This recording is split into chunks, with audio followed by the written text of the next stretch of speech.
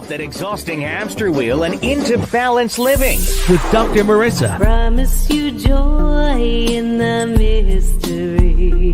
Dr. Marissa, also known as the Asian Oprah. Her mission, to be a beneficial presence on the planet. Her purpose, to be your personal advocate to live, laugh, love, learn. Her life motto, don't die wondering. Take back your life with Dr. Marissa Pay.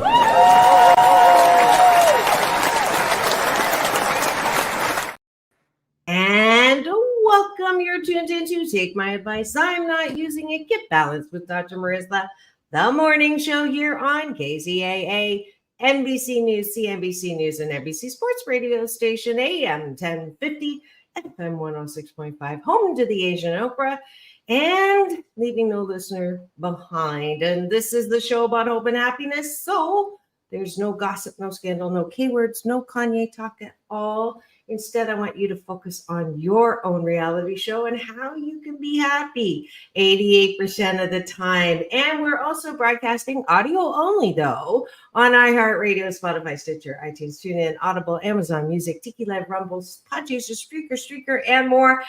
But the show central that I am trying to herd cats into my YouTube TV channel, where if you free subscribe, you will get a link every weekday morning to join me in this very negative show. I mean, positive show. Sarcasm is another service that I offer. And if you've missed any of the 1,133 shows, then please go and find that YouTube link. Just use my assistant Google and just look up either Asian Oprah or Dr. Marissa YouTube, and it'll take you right there. And I'm so delighted. You can tell it is Wednesday, and I have in studio today my very favorite doctor, besides myself, Dr. Tiffanie Tate. She is, I actually kind of know this off by heart. Let's see if I can do it. So she's a certified OBGYN. And she is from Compton, California. And she is more than that now due to a hashtag not accidental, not great, but she had a little incident which now precludes her from actually doing the medical doctor work, but it helped give her the situation that got her on all kinds of platforms for book publishing. She's also a playwright, a singer, a poet, a songwriter, and more. How did I do on that? Did I remember? Fabulous, darling. Thank you very much. So please welcome back to my studio, my Wednesday co-host for Doctors in the House, Dr. Tiffanie Tate.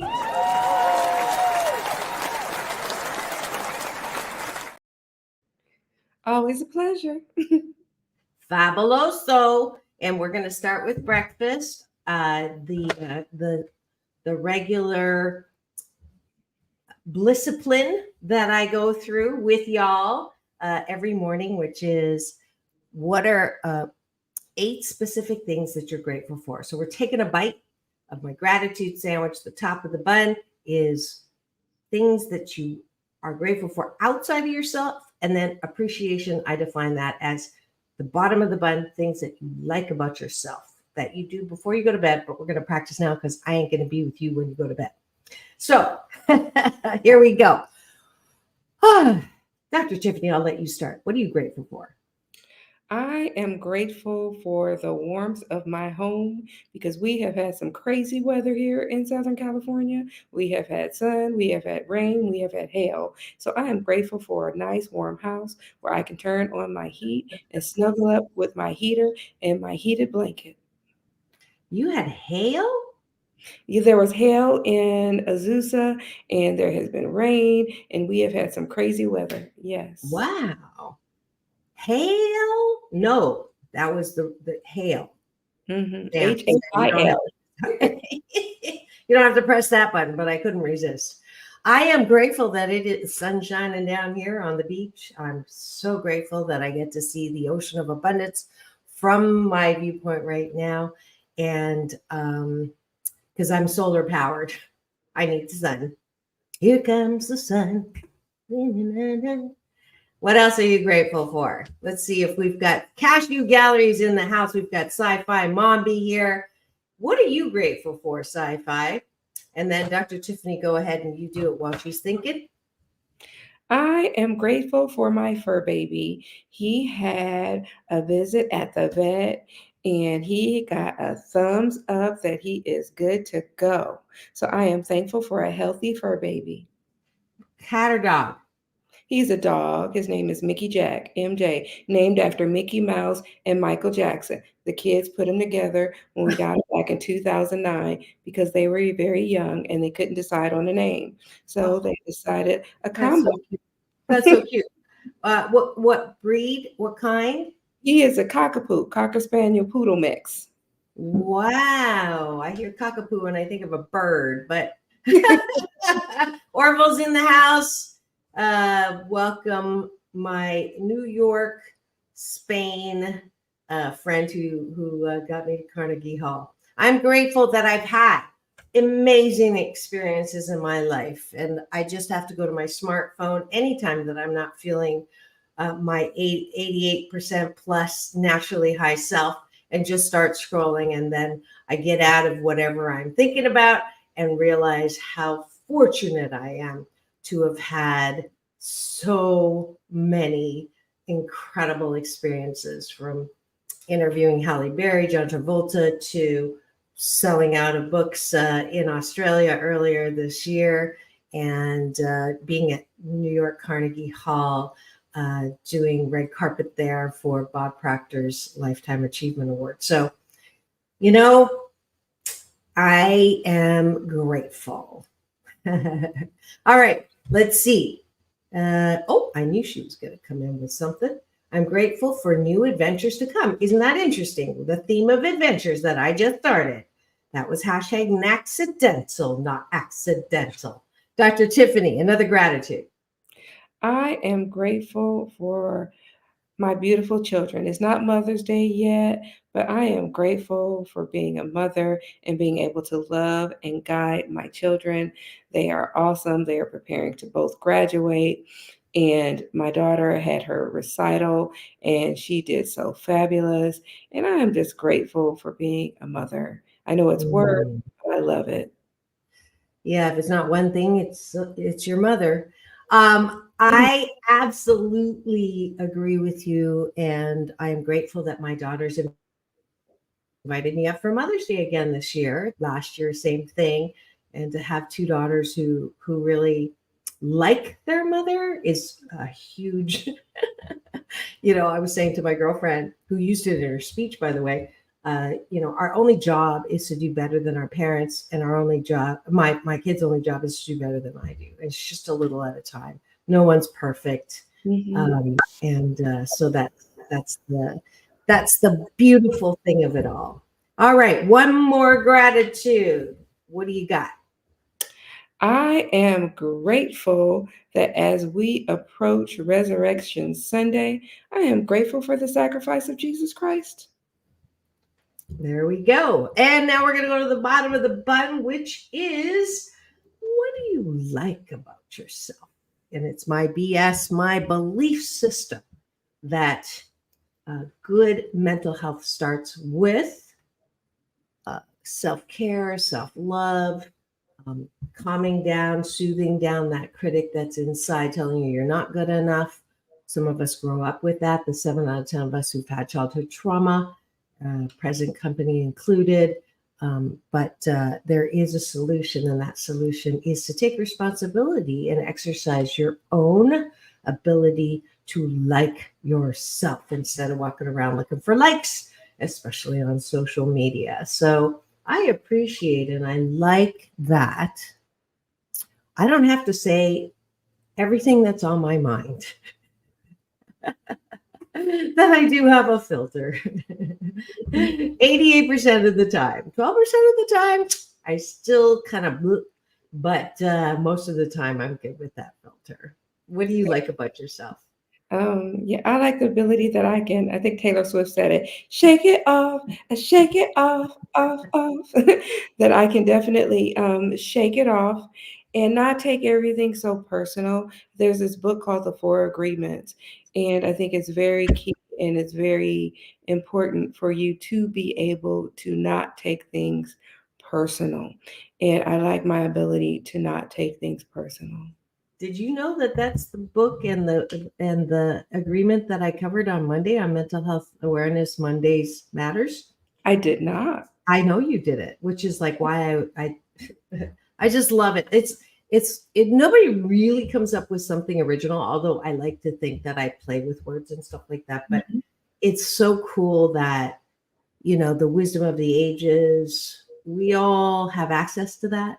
And when you meditate, that's when you get inspired. And then she picked up on that vibration and she put that there. That's so cool. I love when that happens. Confirmation. I'm sorry, what? I said it's confirmation. Yeah. Confirmation, validation. Absolutely. I am, let's see. Oh, Lorraine Jackson's in the house. Good morning to you too. It's so nice to see you. You have time for one more appreciation of yourself.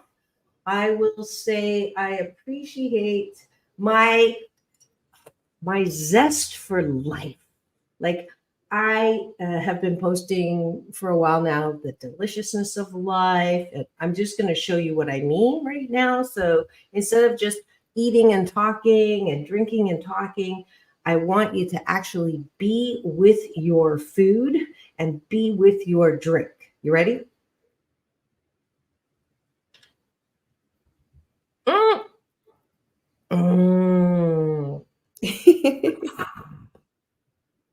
Like all the taste, all the delightful sensations of my morning coffee. This is like one of my favorite moments of my day.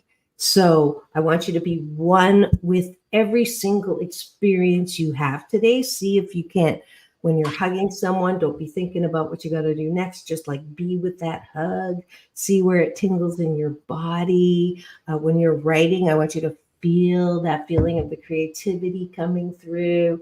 So that is the zest for life. That is what I appreciate about myself. Oh yeah, be in the moment. Oh yeah, Yeah.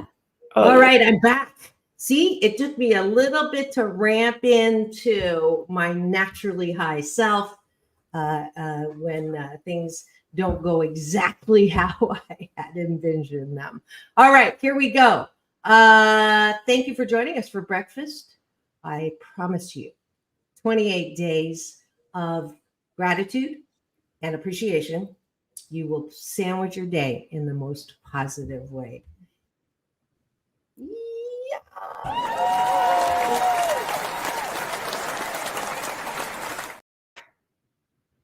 All righty, here we go. What is the topic of the day, Dr. Tiffanie? So the topic for the day, I wanted us to kind of circle back and come Full circle. Come full circle and readdress what we initially started with. We began with beauty, and I wanted to address kind of breaking those bonds of those barriers of society, because there's bonds of beauty, there's bonds of in the workplace, and there's this ceiling, whether it's physical, whether it's mental, but we can truly break through those and shatter those stereotypes. And initially we started with husbands who had ugly wives. So I wanted to tackle why celebrity wives who have ugly husbands in theory. And I wanted to talk about some of the barriers that women have essentially broken through and how we can battle those invisible barriers because we can overcome those. Take it away, Dr. Marissa. All right. Yes. To balance out, we started Women's History Month. Dr. Tiffanie wanted to play something. I wasn't really wanting to play it, but we have to talk about it as much as we don't want to talk about it. But our society and the way that they treat looksism and how they were condemning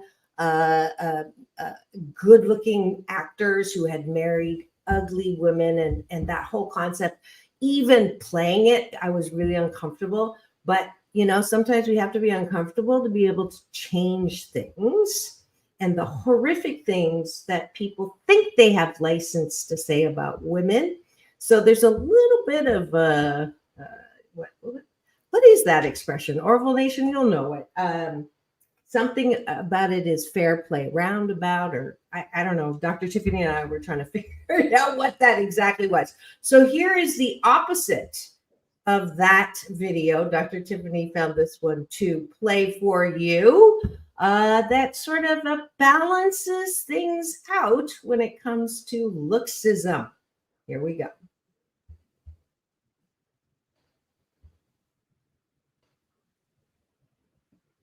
World in utter shock because the women are far, far better looking than their better half. Number 5, Tina Fey. Tina Fey has every feature. Do you want to marry a celebrity but don't fit into society's ridiculous definition of hot? The majority of us have been there, but hey, the good news is that not all stars want a hot, young supermodel to bring to award shows. In today's video, we have curated a list of couples who have the world in utter shock because the women are far, far better looking than their better half. Number 5, Tina Fey. Tina Fey has every feature that can make a guy fall in love at first sight. A total package. She's beautiful, talented, and hilarious. Her hubby, composer and producer Jeff Richmond, is lacking at least one of those. At 5 feet 4 inches, Fey practically towers over her husband, who is just 5 feet tall and 10 years older than her. It may be hard to believe, but Fey had a tough time dating and once admitted on a talk show that she was a virgin until she started dating her future husband, making him the only man she's ever been with. Tina and Jeff were married in a Greek Orthodox ceremony after dating for a long time. Number 4, Christina Hendricks. Before the Kardashians, it was Christina Hendricks, the voluptuous Mad Men actress, who reintroduced curves to Hollywood. Christina Hendricks, yes, the beautiful actress, rose to fame due to the AMC drama television series Mad Men. The curvy beauty is a showstopper on every red carpet she walks down, yet her partner isn't quite as pleasing to our eye. Joan Holloway, her character, captured the hearts of millions of people in a short amount of time. In 2006, she fell in love with actor Jeffrey Arend, and they married a few years later. Do you know Christina was impressed when she met him for the first time at a private club? Although Hendricks has the better looks, it's clear that an undying love is shared between them. Number 3, Kristen Bell. If you ask an American youngster to list out the most beautiful Hollywood actresses of all time, he will for sure include Kristen Bell. Though 36 now, she has the looks of a teenager. The Veronica Mars starlet shocked fans when she began dating average-looking hit-and-run actor Dax Shepard in 2007. Although an unlikely pair looks-wise, the two have found happiness with their similar senses of humor. The pair showed their support for gay rights by announcing that they won't get married until the court legalizes same-sex marriage. Kristen proposed to Dax in 2013, and the pair married in 2013. Wonder how? She tweeted, "Will you marry me?" and Dax accepted her proposal. This may look so cringy for many fans, but for Kristen, Dax is a perfect soulmate. Kristen is too hot for Dax, but love matters are puzzles that no one can solve better than the concerned parties. Number 2, Elisabetta Gregoracci. Elisabetta is undoubtedly the queen of ugly spouses. You probably don't want to see who the flawless model was married to. Elisabetta Gregoracci, a beautiful Italian model and television personality, married Flavio Briatore, a significantly older guy. Want to guess her age? She's 37, and her spouse is 67 years old. That's a huge age gap there. Flavio is a kind spouse as well as a successful businessman. Elisabetta got married to this millionaire in 2008. However, they're not together anymore. They have a little boy and they share a great family life together. Elisabetta is undeniably fortunate to have such a great spouse. Don't you feel the same? Or are you pulling your hair out? Number 1, Paulina Poriskova. When you look at this couple, you probably must be thinking that love is blind. Paulina Porizkova is one of the world's most beautiful models, but when it comes to picking a husband, she's got this guy who doesn't really appear to be a good fit for her. Or is he? Paulina's husband, Rick Ocasek, no doubt is a multi-talented guy who has established himself as a singer, songwriter, musician, and record producer.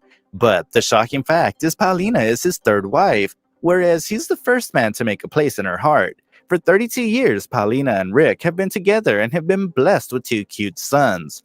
This video is not to poke fun at a bunch of famous schlubs, but instead to toast these gentlemen for their great achievements and for giving people the hope that we, too, can convince an insanely gorgeous lady to walk down the aisle with a modest-looking man. So, now I want to know, how do you feel about these couples? Are they the perfect match for each other? Do looks really matter in love? Let me know in the comment section down below.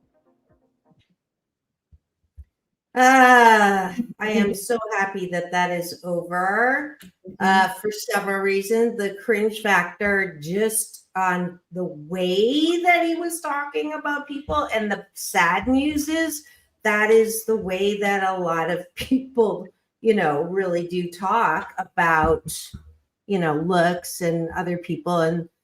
And but turnaround is fair play. And we did it with the other side and had to listen. Did you notice the difference that there were 10 of the other side and only 5 on this side? Mm-hmm. That's sorry. No, absolutely. And the reason I wanted to do that, to balance it out, is number one, when you talk about beauty, who determines these beauty standards? And again, we talk about society and we talk about people's opinions. And when it comes to a person in a relationship, if you're not in the relationship, your opinion really doesn't matter. You're just an outsider looking in. So you should really keep your opinion to yourself because it doesn't really matter.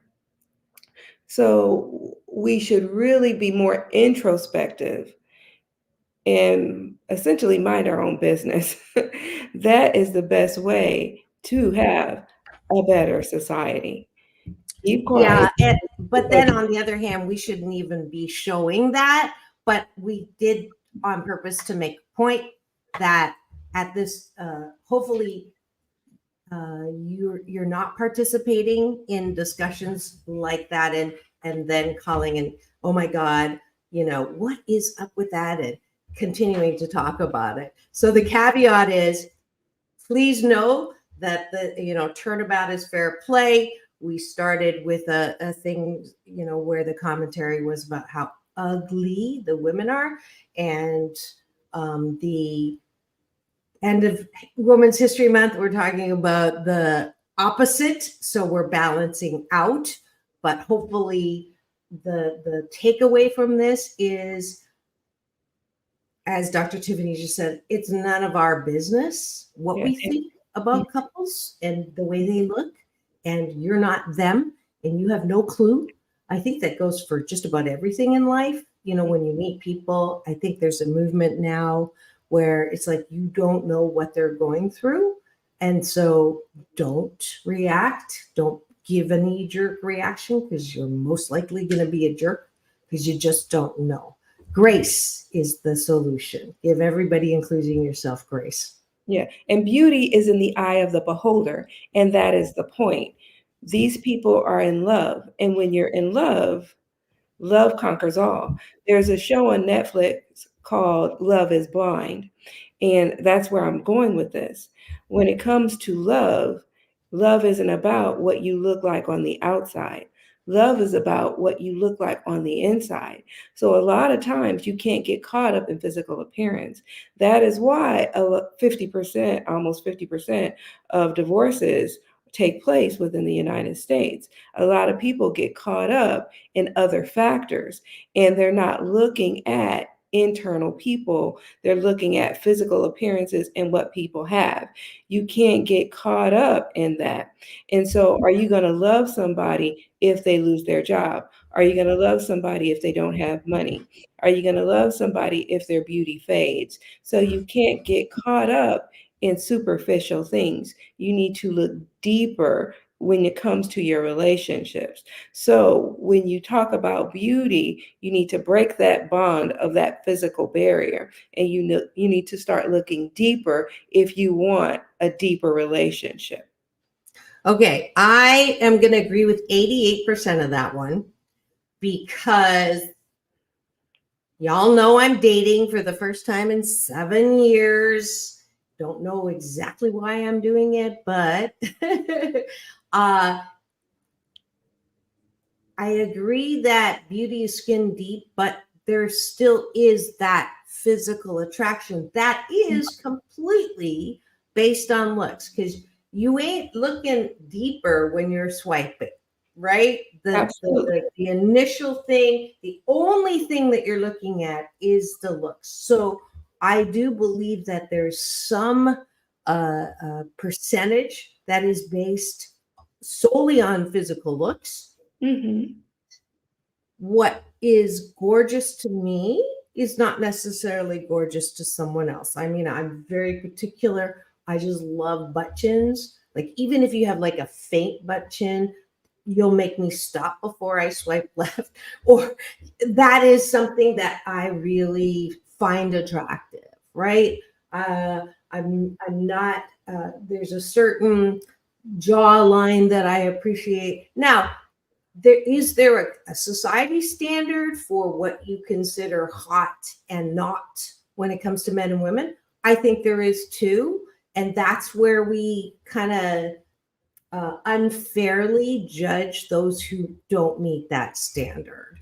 So, but I will sort of disagree that it doesn't mean anything for looks, because I love that show too. And I can't believe I'm going to admit this on the show, because I'm so against reality shows when they first came out. Even though a friend of mine is the founder of E! Entertainment, Larry Namer, and I want to like kill him for introducing the K word, the former K word, onto the big TV screen. But it is in that show. Yes, you fall in love behind a wall of people not knowing what they look like. But I think there's only 3 exceptions this last season. The one who is Latina, I love her because she fell in love with someone she wouldn't normally have gone out with. And they do look a little mismatched, to be honest. And I was saying, I'm guilty. I was saying to my girlfriend, Anne-Marie, when we were talking about it, why is it that it seems like the women are so much more attractive than the men this season, which I'm falling into that same thing that we're talking against. But it is natural to judge people on that, because you are looking for, you think that beautiful should be matched with beautiful. But to your point, they are beautiful. Their insides are beautiful. There's something beautiful that is attracting them to the other person. Another great example was Julia Roberts, falling in love with a cameraman. And there were a lot of people there. They're like, wow, that's like a huge mismatch. She's happily married, children. So 1, don't judge. 2, please break out of your traditional definition of what is attractive, I think is the lesson I'm getting out of this one. Mm-hmm. I agree. And I think that as we continue to evaluate things, you just have to remember, when you start looking at people, if you have an opinion, sometimes some things are better left unsaid. Yes, absolutely. And let's go back. We got a late appreciation here, but I want to make sure that we get that. Thank you, Lorraine Jackson, for, oops, that's not the one. Here it is. I appreciate my get up and go. And we're happy that you got up and go here. So let's see. And another comment. I think anything someone likes is attractive. Yeah. So it is personal, it is subjective.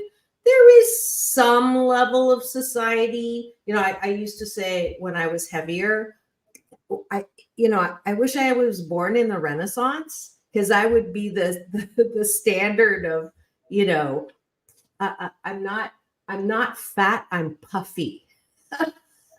Which the description of that, the rounded look. Yeah. I think the larger buttocks look that has been of appreciation of late, I think that's great too. Yeah, but that's still in. But at this point, I want to kind of pivot and talk about how women are breaking through barriers. And that was why I wanted to bring up this subject, because I was sitting and I was watching the news, and they brought up Beyonce, and I'm a big Beyonce fan, and they were talking about how she was making history, and how her new country album, Act Two, Cowboy Carter, and how her single Texas Hold'em and 16 Carriages had hit the number one country single, and it was topping the Billboard charts. And I was like, oh, okay, that's great. So this is Women's History Month, and she is a woman, and she's making history, and she's been on the number one charts for weeks now. So that's fabulous. That's great. So I started doing a little bit more research, and she's also made Grammy history for her wins for Best Dance and Electronic Album, with a total of being the most Grammy nominated and Grammy winning artist, having 32 Grammy wins.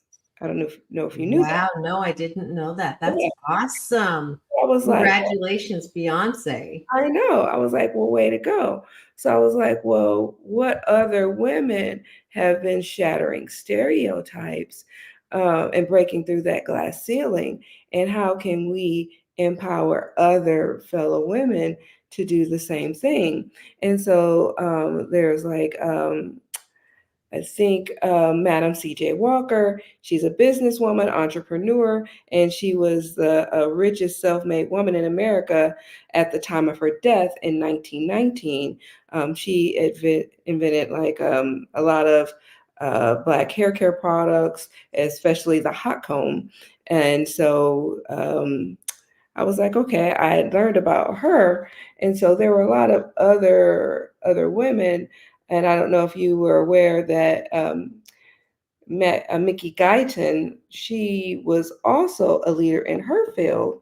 And in 2021, she was the first Black female to be nominated for a country solo album. Mm-hmm. So I was like, oh, yeah. And I was like, so there were a lot of firsts. So I was like, that's really interesting that we are just now kind of breaking through a lot of glass ceilings in this millennium. So I was like, okay, how can we collectively, not just as Black women, but as women overall, continue to break through? Because there are a lot of pay disparities going on in general. So I thought it would be an interesting discussion. What do you think?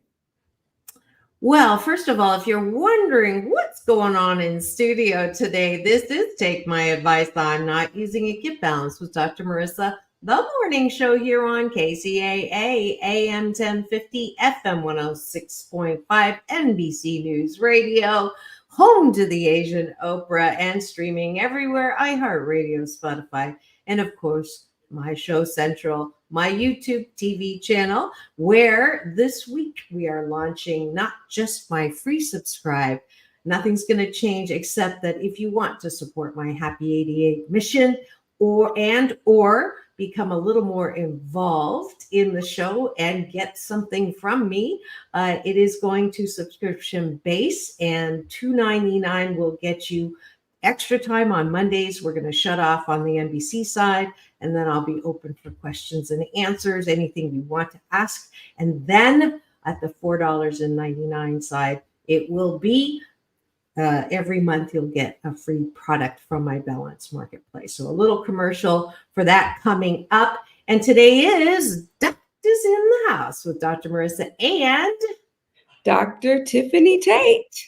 And it is the coming of the end of Women's History Month. And we are continuing to celebrate the breaking of the bonds of the ceilings and all those things we need to move in order for basically one nation under God and all equal and all recognized as equal. And I'm going to put the moose on the table, Dr. Tiffanie, with something that you've been saying that may or may not hit well. So warning. But I have heard a lot lately about, yay, we're getting rid of affirmative action. Yay, we're getting rid of quotas. Yay, we're getting rid of all of that, discriminatory, prejudiced, no chance for the original people of America, which is kind of ridiculous because Native Americans are the original people. But and while I understand there is one point of validity as a diversity consultant, which is putting people in a position without giving them the tools just because of the color of their skin, that is not going to work because they're going to fail. They're not going to be able to be successful. And then it gives rise to, see, told you, it's not going to work. However, you cannot say that the push for more diversity at the Oscars, on the job, in fields, in engineering, where traditionally women haven't been, all of those efforts to expose and promote and to add a level of visibility has helped us break those ceilings that needed to be broken. So please don't throw the baby out with the bathwater, because it is true. Dr. Tiffanie brought that very controversial and monumental tape about the babies and the preference of young girls who were girls of color choosing the colorless doll because in their mind they've been brought up that color is the best, or that absence of color is the best, and colorful women are not the standard, the model, the one you want to aspire to. And I believe that Beyonce is a product of seeing the pioneers before her who said, I can do this. I mean, if you look at actresses, same thing. Why is there such a push more recently for Asian actors and Asian singers to be recognized, Asian hosts to be recognized? Why? Because I inspire young Asian women to believe that they don't have to be the nail that stands up is hammered down. They can speak out. They can have a voice. They can say and be heard, even though it's against the traditional culture not to do that.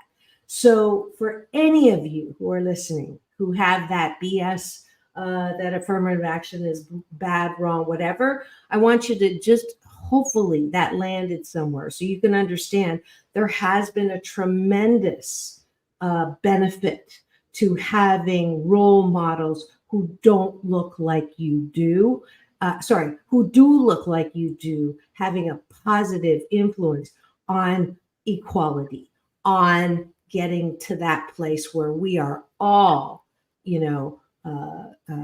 wonderfully seen at the same level. I'll get off my soapbox. Oh, no, I agree. And I think it's important to recognize the disparities when it comes to breaking through that ceiling, and when it comes to the socio-political, socio-economic disparities within the communities, because I am from Compton. And even when I go back through Compton, you can look at the streets, you can look and see that they're not maintained. You can go through the schools. You can see that they're still not well funded. You can see that the tax base is not there. And it's hard because those students aren't being bused to different communities. And you can say, okay, well, we're in a different day and age. Things should be better. Okay, yeah, they should. But even in the 90s, I was a college student. I protested against we protested for affirmative action. People protested against us, and we tried to keep it. And the UC Regents still wanted it to be taken away. And so I was in a class, and I was only there were only like 3 to 5 students of color in a class of like 300 to 500 students. And that was still too many. And it's not like affirmative action meant that you were going to get any special preference. You still had to work hard to graduate. It didn't mean that you were going to get passed through your classes. I still had to work really hard to graduate with honors to get out. So and kudos to you for that. And yeah, it's not fair, even on the other hand, to be one of the numbers, because then that also places that, well, am I here because I'm good enough, or I'm here because I'm a number? Right? To satisfy that quota. So I get that it's not the best way to do what we're trying to do, but until someone comes up with another way, right? How do we affect that change? Sorry, I think I cut you off. Yeah. So even if people talk about affirmative action, if you look at the numbers at these institutions and the people of color at these institutions, a lot of times you're talking there's already less than 5% or less than 3% of people of color. And now they're saying that that's too many. And if you look at who benefits from affirmative action, it's mainly white women. And it's mainly that collective that's benefiting. So if you're talking about taking away affirmative action, it's not people of color that's benefiting from it. So are you telling the men that you don't want women benefiting from affirmative action? That's silly. And if you look at who's benefiting, Sandra Day O'Connor, she's now retired. She was the first woman to serve in the Supreme Court of the United States. She was appointed by President Reagan in 1981, and she retired in 2006. And she was the judge who was awarded the Presidential Medal of Freedom by President Obama. She was a trailblazer. So you're looking at people like that. So we really have to say, we want people like that. We want women, not just women of color. We want women to be trailblazers. This is Women's History Month. We want to continue to have women, all women, to be trailblazers. You want to look at Stacey Cunningham. In 2018, she became the 67th president of the New York Stock Exchange and the first ever female to hold that position. And she launched her career in the New York Stock Exchange as an intern in 1994. We want women like that to continue to be trailblazers. We want those type of women to be role models for other women. We don't want just models. We want powerful women to be women of our younger women. We want women in medicine, in technology. We want women to do things and to be movers and shakers. You remember Katharine Graham? She was the woman who took over the newspaper, the Washington Post, after her husband died. They made a movie about it. It covered Watergate. And so we want women like that to do things, movers and shakers. What do you think, Dr. Marissa? Yeah. I love the way you do research and bring to our attention and balance out that it's not just the musicians or the actresses that are making the strides, and that's great, and I appreciate that. I also love the way that you're highlighting pioneers, and I just want to my experience, one of those moments, the aha moments, I was on stage. There were 4 of us, a young medical doctor, woman, myself. It was a Breaking the Barriers conference way back when I was a professor at UCLA at the time.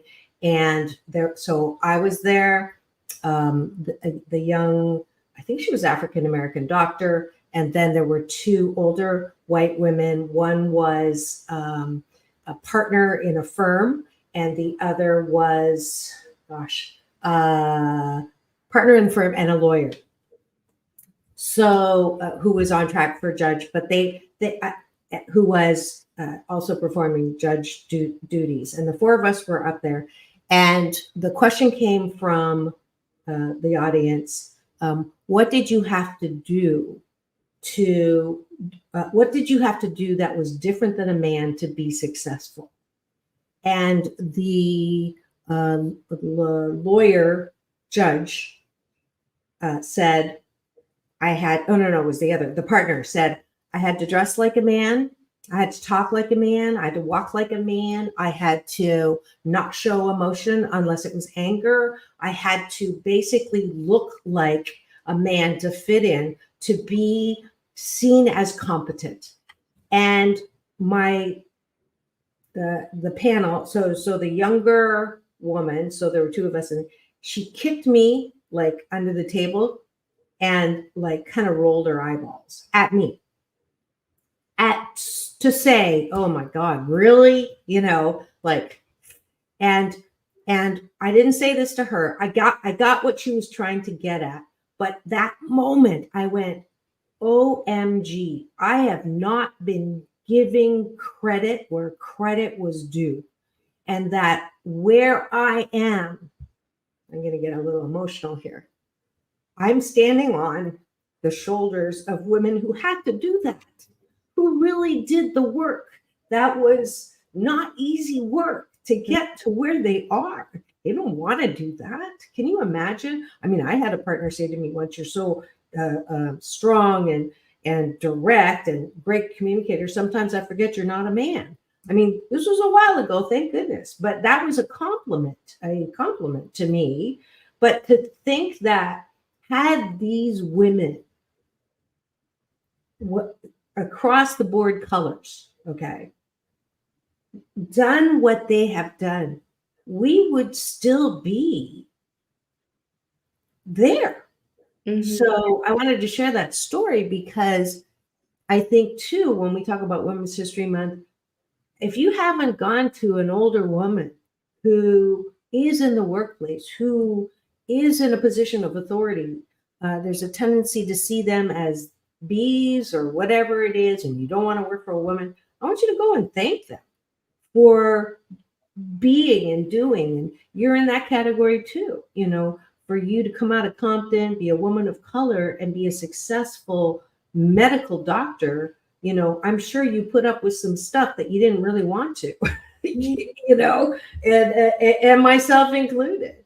So for all of the #ageless women who have in their own right been pioneers, and I believe every woman, who has forged a persona or a success in the workplace as a woman deserves some kudos. So you know what? I'm going to give them and us.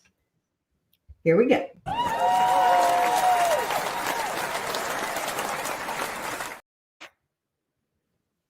Woo!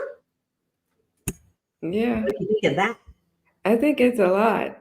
And I would say that there are 10 lessons for women to break through a barrier, because I believe that there are no barriers. It's all in the mind. And if you say that there are no barriers, there is nothing that you can't do.